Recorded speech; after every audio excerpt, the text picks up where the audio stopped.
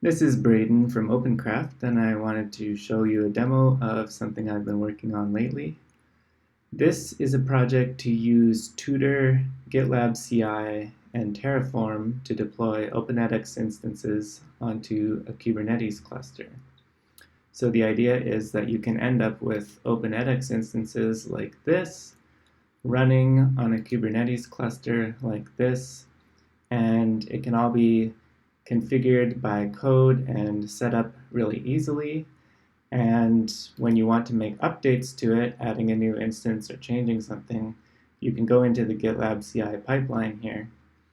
And then these are the individual OpenEdX instances running on the cluster.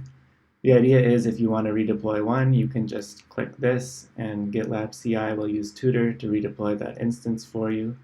Or if you have tons of instances running on the cluster, you can use GitLab CI to redeploy them all in parallel. So let's take a look at how this works in a bit more detail. Okay, let's look at how you can create a new cluster using this project. So first of all, you have to go to this template repository here. It's called Tutoriform template. And then you need to create a new fork of the repo. So just click fork and then choose where you want to fork it to. In this case, I have already created a fork, so I'll just use my existing fork. Once you've created the fork, make sure that you make it private because it can contain sensitive variables like database passwords and stuff in the Git repository itself. So keep your private fork private. And the next step is to set up some variables. So for this example, I'm going to be using DigitalOcean as my cloud provider, but it also works with AWS. You go into Settings CI/CD of your fork, click on Variables, and here you need to enter the required credentials for your cloud provider. For DigitalOcean, it looks like this. For AWS, it's an access key and a secret access key. And then save that. Next, go back to your fork, find this cluster.yaml file, and then edit it with GitLab. And here you just need to set whatever you would like, set a name for your cluster. You can have multiple OpenEdX instances running on the cluster, so this isn't necessarily the name of your instance. This could be the name of your company or whatever you'd like. You can call it prod cluster, stage cluster, whatever makes sense for you. Then choose your provider. Basically, this is AWS or DigitalOcean. And choose what region you want to deploy in. And then choose the maximum size of your cluster. For this demo, I need to make a change, so I'll just set that to 6. You need usually at least two nodes in your cluster for a basic OpenEdX instance, and you'll need more nodes in your cluster as you scale up to having more OpenEdX instances. But I'm not exactly sure on that ratio yet. And then choose a commit message, set up my new cluster, create a new branch, and let's open a merge request.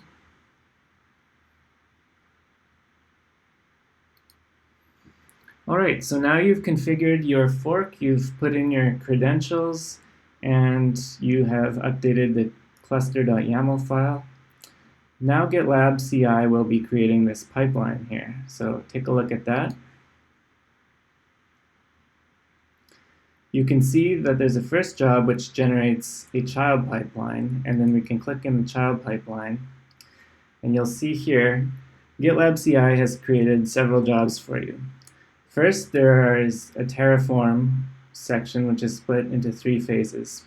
Initializing Terraform, planning the changes, and then applying the changes to your cluster. Just wait a couple minutes and GitLab CI will complete the Terraform jobs. Okay, once those first two Terraform stages have completed, you're ready to create your cluster. All you have to do is click this play button right here, and GitLab CI will use Terraform to provision your new cluster. Provisioning a Kubernetes cluster can take a while. This will typically take about 10 minutes to set up your cluster at first. Once that Terraform job has completed, then your cluster will now be available at your cloud provider. So here we can take a look. I can go to DigitalOcean, and there's the new cluster. It will have the Kubernetes dashboard installed, so you can open that and take a look at what's going on with the cluster. You should find that there are no OpenEdX instances running on it yet because we haven't provisioned any, and there should be about 2 nodes in the cluster. Whether you use DigitalOcean or AWS, you will get auto-scaling, so as you deploy more OpenEdX instances onto the cluster, it will scale up and add new nodes as needed. So this project is focused on doing stuff using GitLab CI, but everything that you can do with GitLab CI and much more, you can also do locally on your individual device. So here's how to do that. First, that private fork that you made earlier, which controls the cluster, you need to clone that onto your computer. I've already done that here, so I have it opened in VS Code. Next, you need to open this private.yaml file. And just as we put some secrets to authenticate with your cloud provider into the GitLab CI/CD variables, you have to put the same things here. You have to put your GitLab username, your GitLab personal access token, and then the same cloud provider credentials that we put in the variables earlier. In this case, a DigitalOcean token and spaces access key. You will also need the numeric project ID of your fork on GitLab. And you can find that on the homepage of your project. It's right here under project ID. So just take that number and put it here in private.yaml.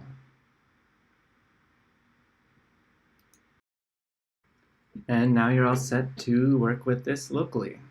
So to do that, you need to change into the control directory. All commands are run from this directory. And then check out the README for the exact syntax to use for various commands. But basically, you can use /tf to run Terraform.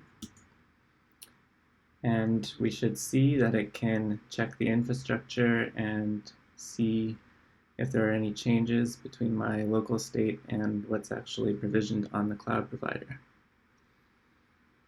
Here it wants to undo that change I did earlier because I did that in a pull request and I haven't merged it yet. You can also use kube control if you want to check out something on your Kubernetes cluster.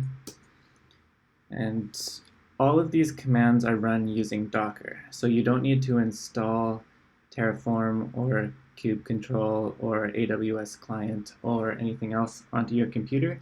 Just make sure Docker is running and you can interact with your cluster using all of these tools. And then as one last example, if you have an OpenEdX instance running or want to create a new one, you can use tutor in this same way.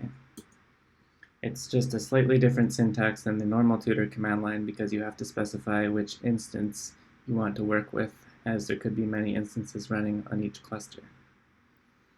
So that's how you can work with things locally. And next, let's take a look at how you can add a new instance onto the cluster. Okay, so we want to create a new instance of OpenEdX on this cluster. From the control directory, just create a new folder for the instance. In the instances folder, give it some identifier. We'll use new instance in this case. And then we can use tutor to automatically generate the configuration for us. So type the tutor command, pick which instance you want to work with, and then use config save interactive. Now Tutor will interactively guide us through the process of configuring the new instance, and it will automatically generate random secrets for things like the database passwords and stuff. So let's see, we are configuring it for production, and then pick the domain name that you want to use. So let's say learning.demo.opencraft.com. Pick the studio domain that you want to use and choose a new name for the OpenEdX instance.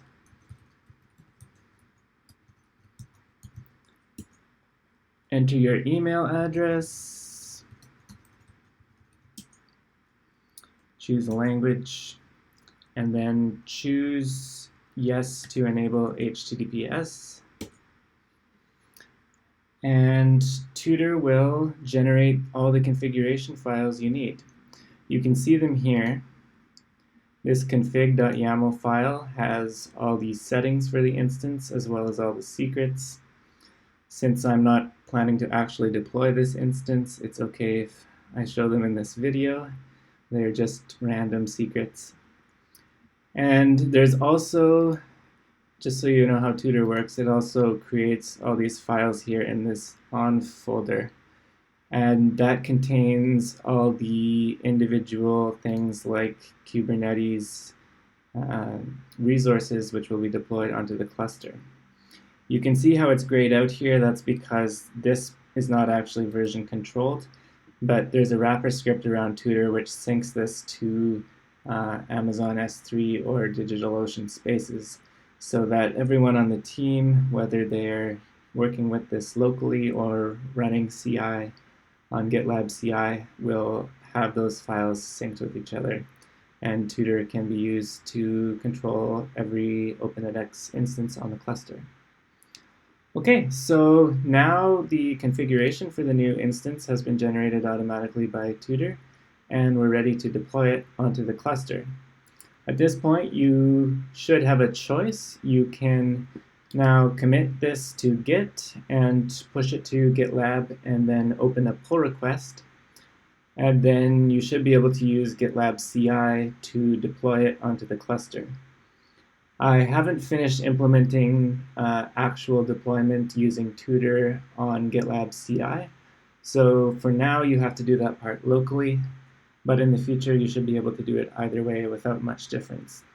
So now to deploy the new instance, you would just run this command, Tutor new instance, and then k8s quick start -- non-interactive.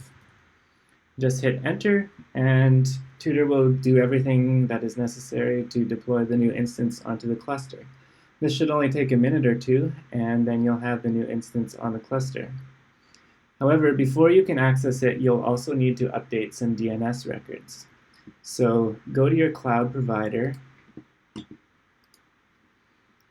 Let's see here. And then go to the load balancers.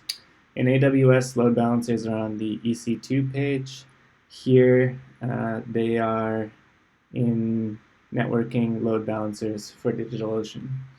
And you'll see a new load balancer, and you'll see its IP address there. Copy that IP address, and then use whatever your DNS provider is to set some DNS records up so that these domain names from the config file, like this one and this one, and then also a preview domain, which looks like preview.your LMS domain.